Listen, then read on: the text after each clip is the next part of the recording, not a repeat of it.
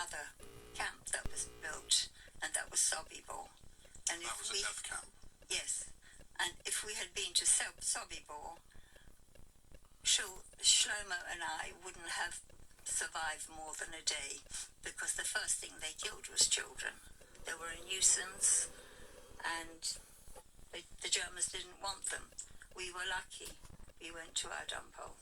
And your father and his cousin escaped and joined the partisans? My father, first of all, we did what we were told. And one of the things that they also did is they used to use Jewish labour to work on railways or whatever. They did the work and the Germans took the money. So that was part of survival as well. My uncle Shulka was taken out immediately. He couldn't speak. He looked funny. He had an involuntary shrug.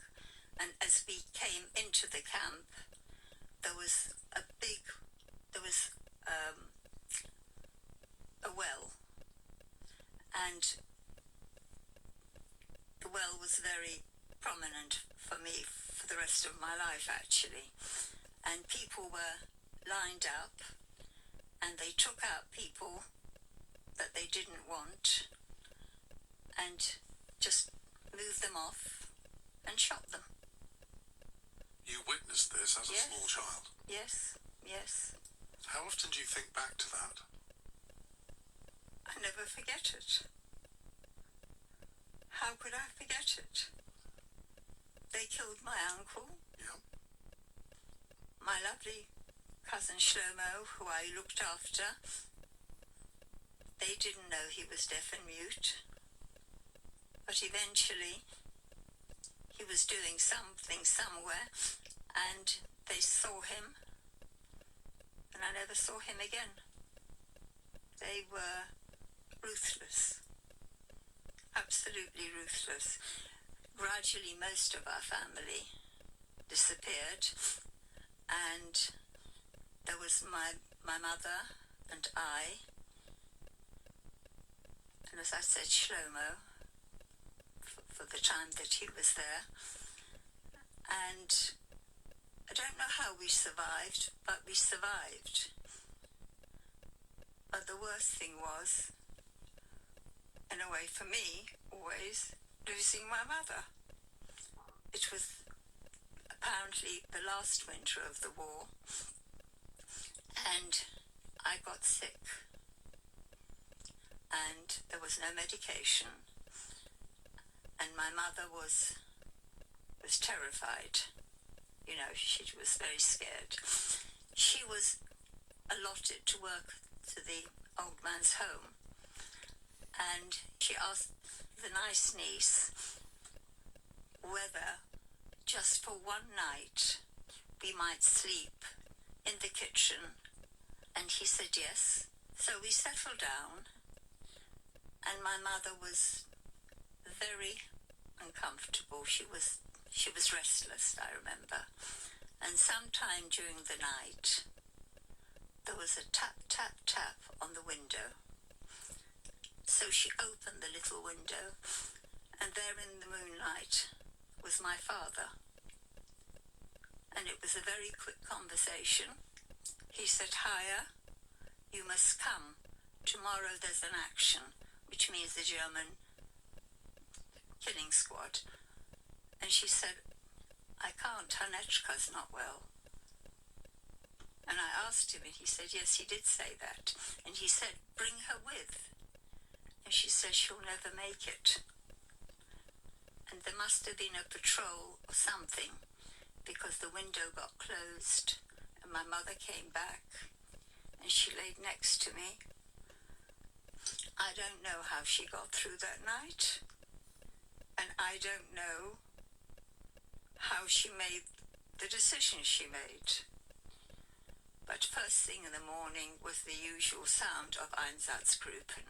Screams, shouts, jeeps, dogs, the whole lot. And we were just lying there. And then suddenly there was a whack on the door. And I can still see it. got on her neck, on her knees. She took me in her arms. She gave me a huge hug and kiss,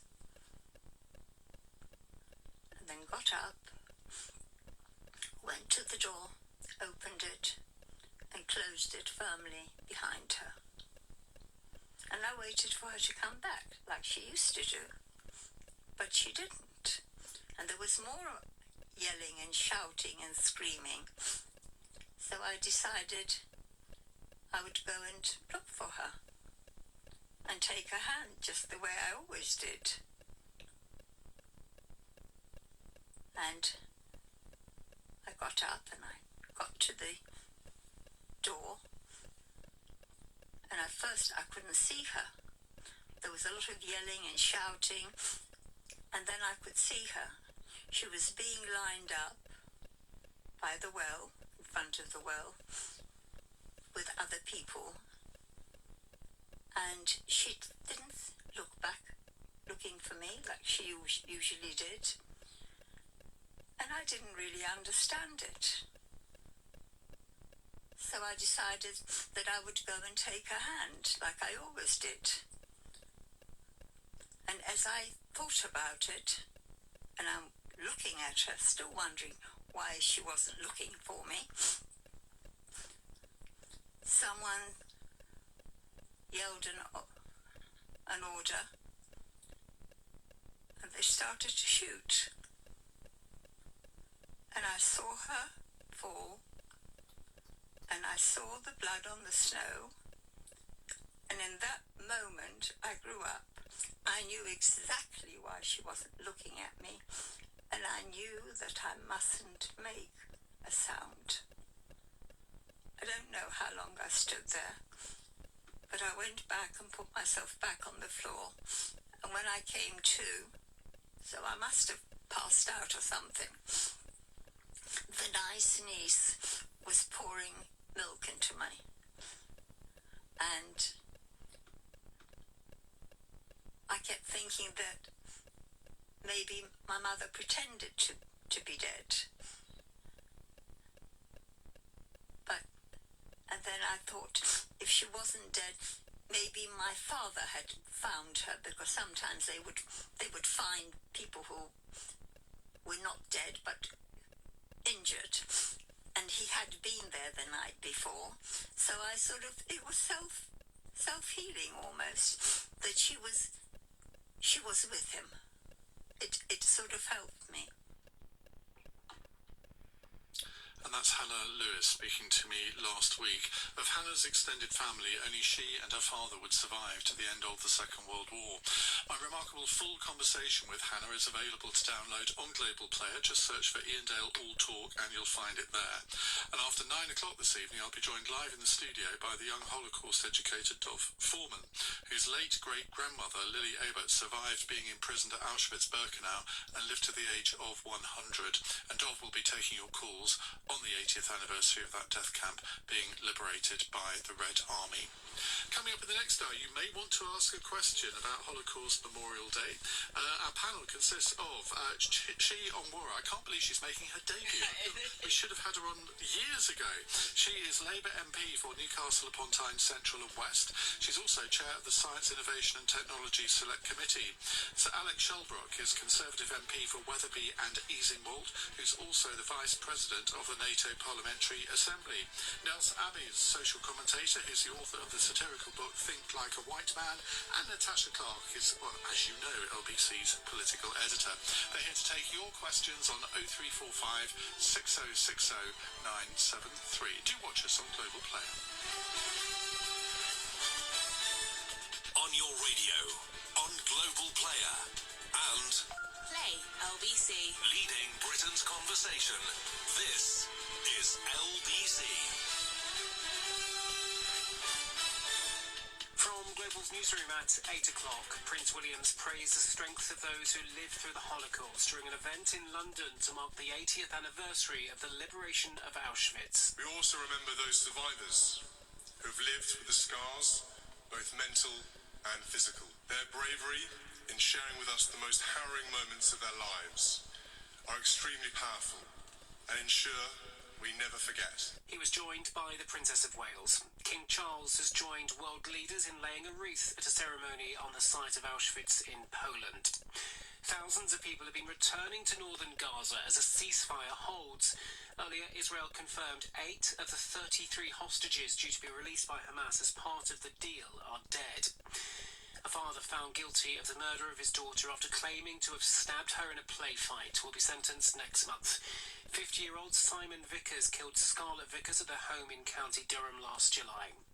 And WH Smith is in talks to sell its 500 high street stores. It wants to separate them from its more profitable travel stores at airports and railway stations.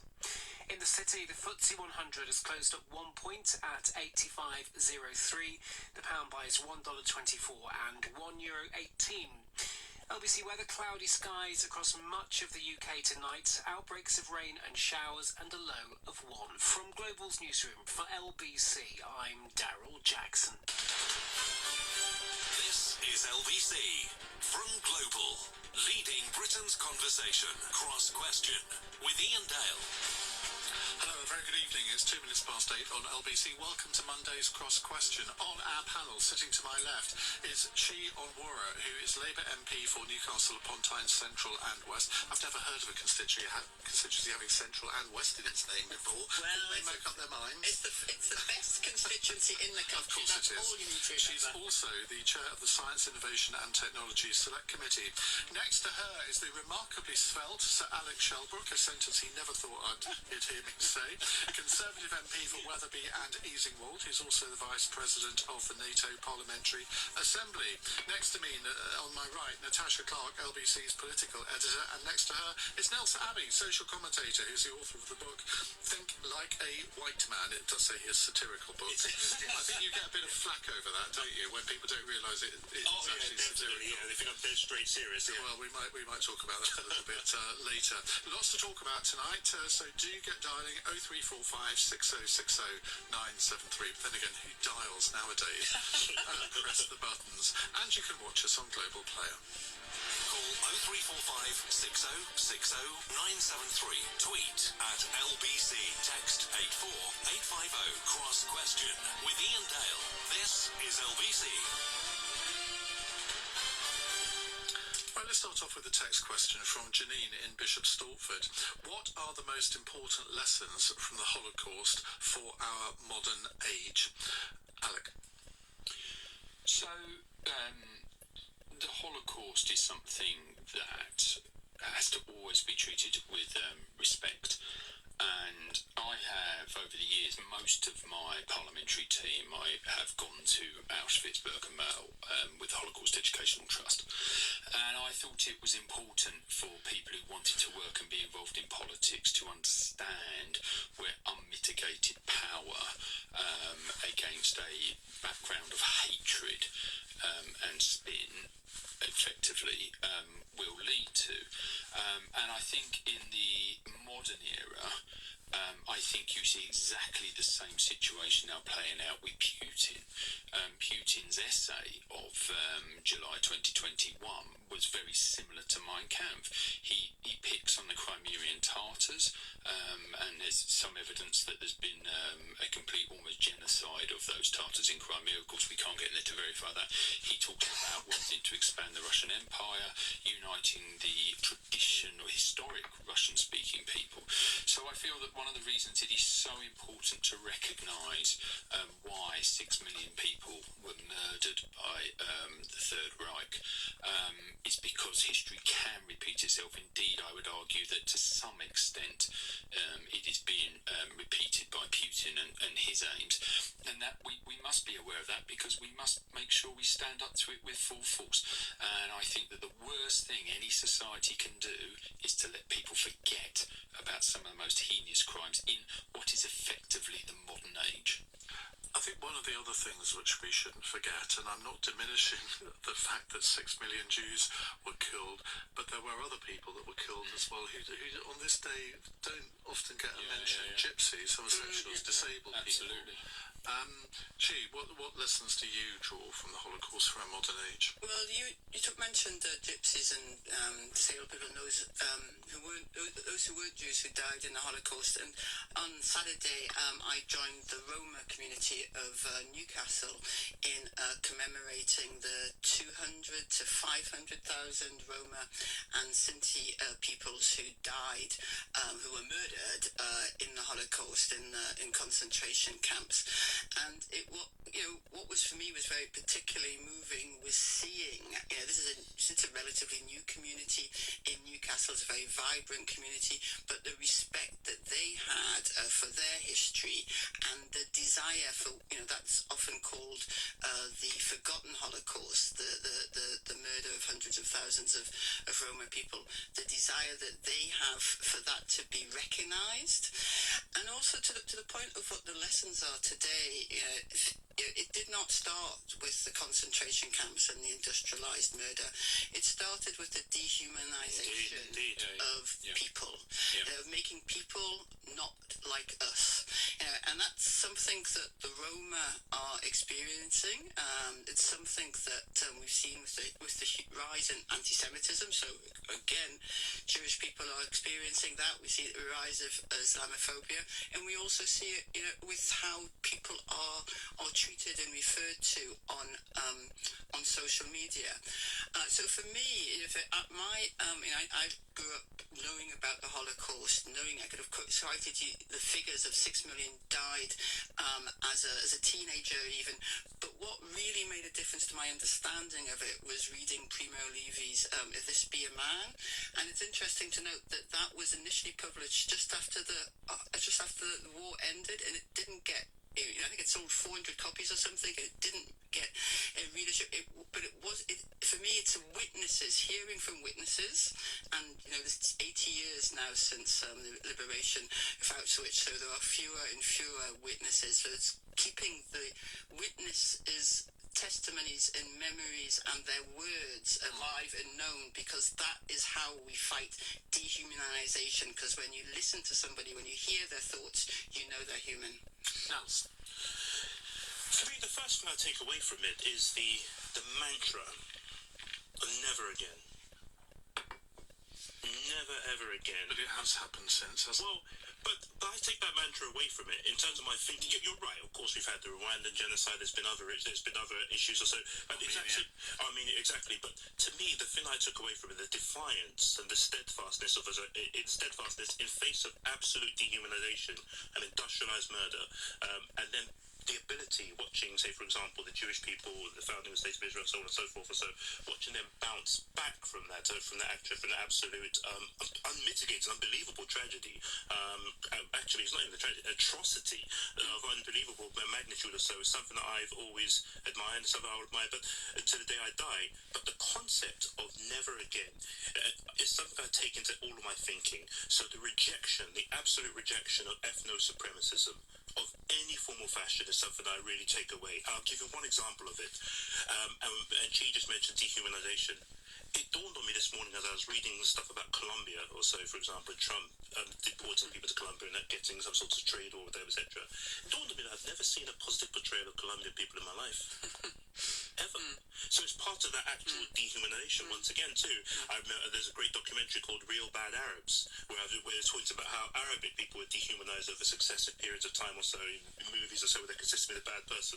And then you then see how that just leads to actual policy and the ability for people to actually wage things upon them, too. So, never forget to the absolute, how we think and talk and speak about people, how we treat people who are desperate, who are in desperate positions, particularly refugees. The person who shows up somewhere, say for example on the boat into Britain, and they're looking for refuge, they're looking for security, they're looking for some degree of sustenance, some degree of help.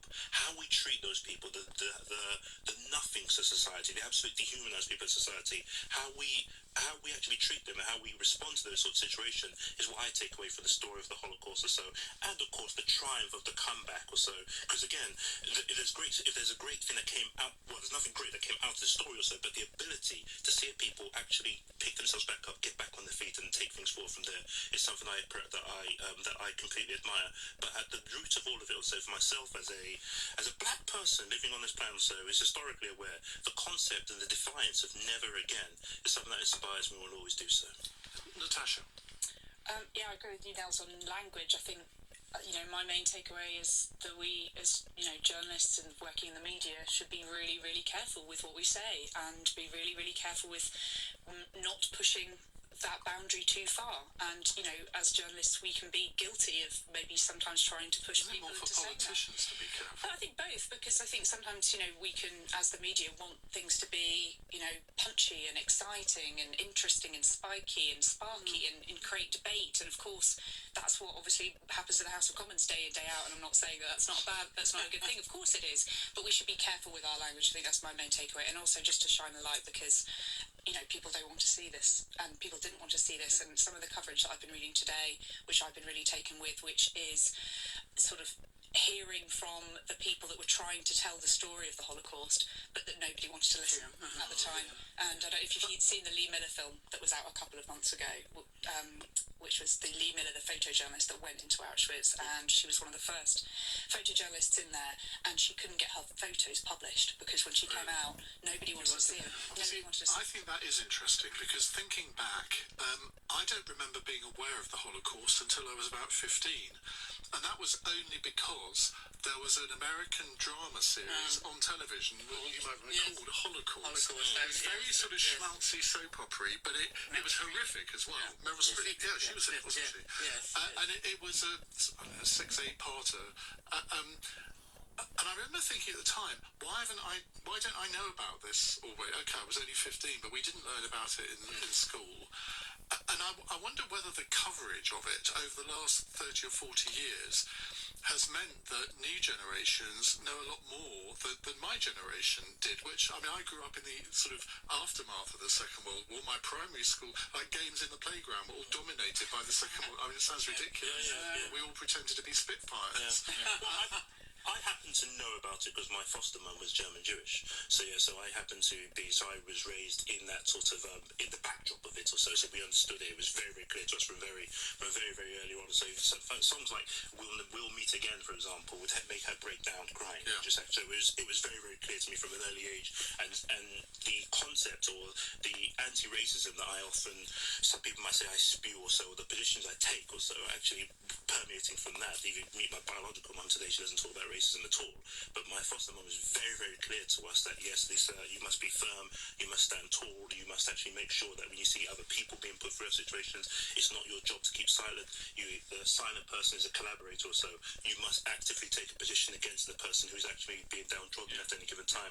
And I think again, it's those stories that Quite powerful words from a German Jew. And what do you think about it? Yeah, absolutely. Yeah.